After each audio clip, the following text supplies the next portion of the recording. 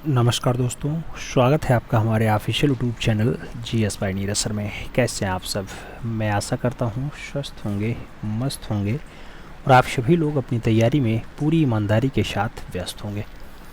मित्रों, तैयारी आप TGT आर्ट की कर रहे हैं तो आप ट्रेंड ग्रेजुएट टीचर आर्ट की तैयारी में व्यस्त हैं। मैं ऐसा मान के चल रहा हूँ। आज जो ये क्लास होने वाली है ये आपकी क्लास 26 जून है और 26 जून को हम फाइनली जो क्लास करने वाले हैं मित्रों, ये आपके विविध की क्लास करेंगे। TGT आर्ट स्पेशल होने वाला है। हालांकि आप किसी भी वनडे एंट्रेंस की तैयारी कर रहे हैं, हर जगह विविध पूछा जाता है, जिसमें आपके कुछ संगीत से प्रमुख ग्रंथ पूछ लिए जाएंगे, जिसमें कुछ मुख्यालय पूछ लिए जाएंगे, जिसमें कुछ बादशाह हैं उनके मकबरे पूछ लिए जाएंगे। तो ये सब विविध का हिस्सा हालांकि हम ले लेते हैं। वैसे कहा जाए तो ये आपके चित्रकला का ही हिस्सा है और उन्हें भी आप कह सकते हैं। जैसे सबसे पहला पॉइंट दिया गया मुग़ल बादशाह और एक साइड मकबरे का स्थान आपसे बार बार पूछा जाता है मित्रों। अगर हम बात करते हैं मुग़ल बादशाह में बाबर की, जो इस वंश का संस्थापक होता है और संस्थापक के रूप में इसका नाम भी जाना जाता है। काबुल में इसका मकबरा बनता है। कहाँ पे बनता है? काबुल में बनता है, याद रखना है। बाबर ही एकमात्र ऐसा व्यक्ति है जिसका मकबरा इसके जीवित रहने पर ही बन जाता है। याद रखना, क्वेश्चंस पूछा जाएगा। हुमायूं की बात करते हैं, इसका मकबरा दिल्ली में बनता है। अकबर का मकबरा आगरा सिकंदरा में बनता है।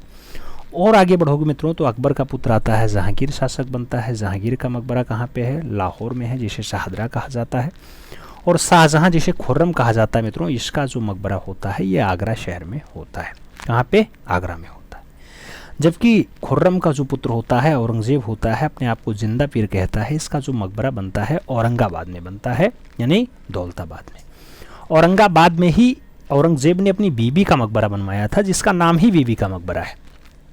आप जानते हैं ताजमहल की फूहड़ नकल उसे कहा जाता है, बीबी के मकबरे को। आगे देखा जाए तो कुछ राष्ट्रीय आधुनिक कला संग्रहालय हैं मित्रों। बार बार आपसे पूछा जाएगा कौन सा संग्रहालय कहाँ पे है, कौन सा संग्रहालय कहाँ पे है, तो आपको याद रखना होगा फला संग्रहालय फला जगह है। जैसे आपसे कहे साहित्य अकादमी का हेडक्वार्टर कहाँ पे है, कहोगे न्यू दिल्ली है। जैसे आपसे कहे प्रेस ट्रस्ट ऑफ इंडिया कहाँ पे है, कहोगे न्यू दिल्ली है।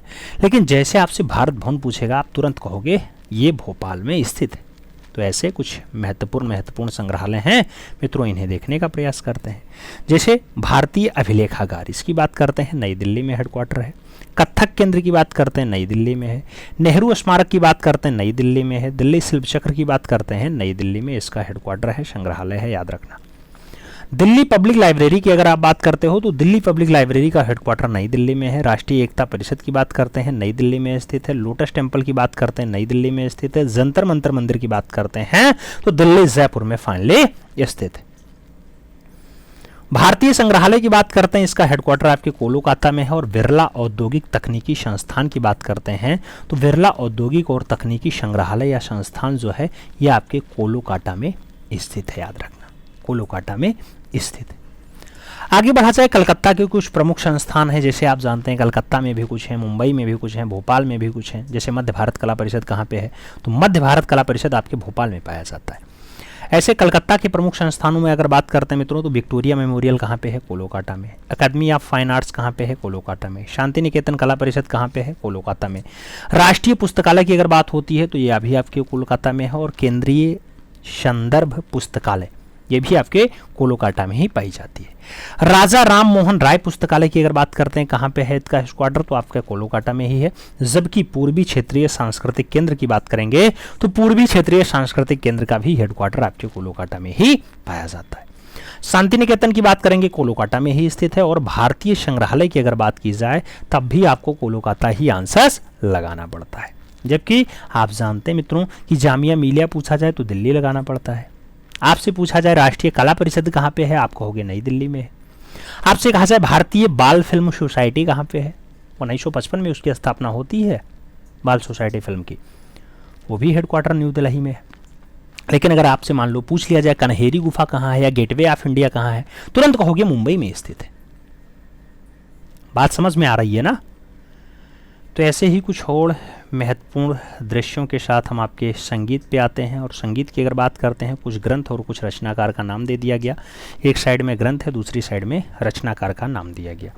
राग विबोध की हम बात करते हैं मित्रों, अगर राग विबोध की हम बात करते हैं तो इसके रचनाकार सोमनाथ जी हैं। संगीत पारिजात की बात करते हैं मित्रों, ये होबल की रचना है। और मन कौतूहल की बात करते हैं, मानसिंह के द्वारा लिखी गई अच्छी रचना है।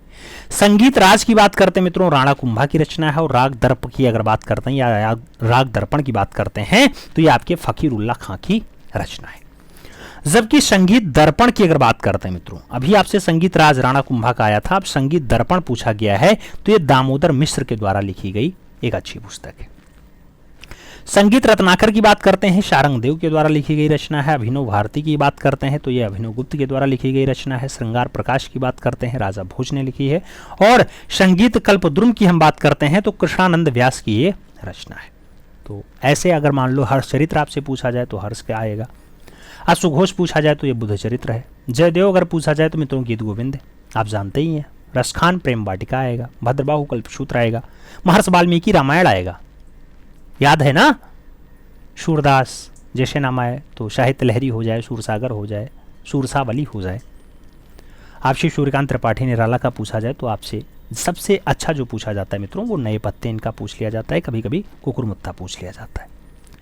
बातें हमें उम्मीद है समझ में आ रही होंगी। फिरदौसी का शाहनामा भी आपको याद होगा और चाणक्य का अर्थशास्त्र भी आपको याद होगा। बाकी डेथ ऑफ द हीरोज की बात हो या फिर कॉन्फेशन ऑफ लव या कुली की बात होती है तो ये मुल्कराज आनंद की अच्छी रचनाओं में शुमार है, अच्छे ग्रंथों में शुमार है। उम्मीद है ये सारी बातें आपके समझ में आई होंगी। छोटी क्लास लेकिन अच्छी क्लास है आपकी परीक्षा के लिए। आप वनडे एंट्रेंस की तैयारी करें या टीजीटी की करें, दोनों जगह आपका ये कारगर साबित होने वाला है। मिलते हैं शुरू में, तब तक के लिए दिल से सल्यूट। जय हिंद।